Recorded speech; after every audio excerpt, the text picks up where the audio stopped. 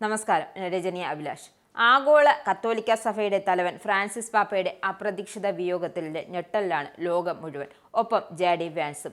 വിയോഗത്തിന് തൊട്ടു മുൻപ് മാർപ്പാപ്പയെ സന്ദർശിച്ച ലോക നേതാവ് അമേരിക്കൻ വൈസ് പ്രസിഡന്റ് ജെ.ഡി. വാൻസ് ആണ്.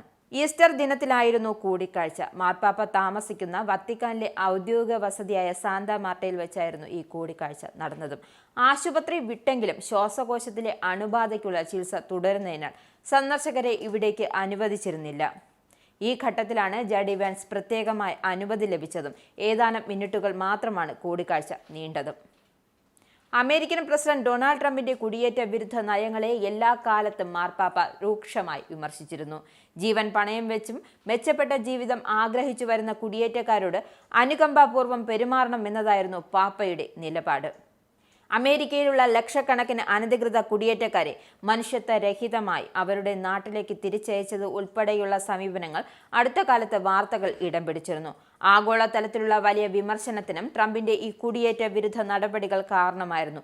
ഈ പശ്ചാത്തലത്തിലാണ് ഇവരുടെ കൂടിക്കാഴ്ചയ്ക്ക് പ്രസക്തി ഏറുന്നത്. വാൻസിനും ഇന്ത്യൻ വംശജയായ ഭാര്യ ഉഷയ്ക്കും കുട്ടികളുമായി ജപമാലകൾ, വത്തിക്കാൻ ടൈം, ചോക്ലേറ്റുകൾ, ഈസ്റ്റർ മുട്ടകൾ എന്നിവ സമ്മാനമായി നൽകിയിരുന്നു. സന്ദർശനത്തിന് അനുമതി നൽകിയ മാർപ്പാപ്പയ്ക്ക് നന്ദി പറഞ്ഞ വാൻസ് പാപ്പയുടെ സൗഖ്യത്തിനായി ആശംസകളും നേർന്നിരുന്നു. പാപ്പയുമായുള്ള സന്ദർശനത്തിന് ശേഷം വത്തിക്കാനിലെ മുതിർന്ന ഉദ്യോഗസ്ഥരുമായി വാൻസ് ചർച്ചകൾ നടത്തി. കുടിയേറ്റക്കാർ, അഭയാർത്ഥികൾ, തടവുകാർ എന്നിവരുമായി ബന്ധപ്പെട്ട ചർച്ചകളിലാണ് കൂടിക്കാഴ്ച നടന്നത്. വിയോഗ വാർത്ത അറിഞ്ഞ മാർപ്പാപ്പയ്ക്ക് ജെ.ഡി. വാൻസ് അനുശോചനങ്ങളും അറിയിച്ചിരുന്നു. ഫ്രാൻസിസ് പാപ്പയെ സ്നേഹിക്കുന്ന ലോകമെമ്പാടുമുള്ള ലക്ഷക്കണക്കിന് ക്രൈസ്തവർക്കൊപ്പമാണ് തന്റെ ഹൃദയമെന്നും വാൻസ് അനുശോചന സന്ദേശത്തിൽ വ്യക്തമാക്കി. 6 ദിവസത്തെ സന്ദർശനത്തിനായി ഇന്ത്യയിലാണ് വാൻസ് ഇപ്പോഴുള്ളത്. കഴിഞ്ഞ ദിവസം മാർപ്പാപ്പയെ സന്ദർശിക്കാൻ കഴിഞ്ഞതിൽ ഏറെ സന്തോഷമുണ്ടെന്നും പാപ്പ വളരെ ക്ഷീണിതനായിരുന്നുവെന്നും ദൈവം പാപ്പയുടെ ആത്മാവിന് നിത്യശാന്തി നൽകട്ടെയെന്നും കോവിഡിന്റെ സമയത്ത് പാപ്പ പങ്കുവച്ച ദർശനങ്ങളും മുന്നോട്ട് വെച്ച മാതൃകയും താൻ എപ്പോഴും ഓർക്കുമെന്നും US വൈസ് പ്രസിഡന്റ് സന്ദേശത്തിൽ വ്യക്തമായി പറഞ്ഞു. 2019 ജെ.ഡി. വാൻസ് കത്തോലിക്ക സഭയിൽ മതപരിവർത്തനം നടത്തിയിരുന്നു. ഈ മാസം ആദ്യം ബ്രിട്ടീഷ് രാജാവ് ചാൾസും കാമില രാജ്ഞിയും വത്തിക്കാനിൽ വെച്ച് പാപ്പയുമായി കൂടിക്കാഴ്ച നടത്തിയിരുന്നു.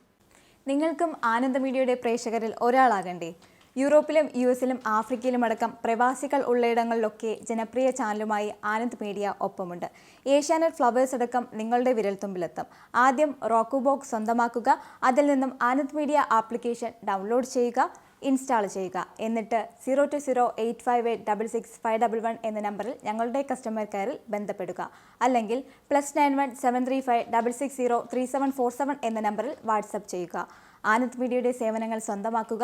മറ്റു ചാനലുകൾക്കൊപ്പം ആനന്ദ് ടിവിയും എൻജോയ് ചെയ്യുക.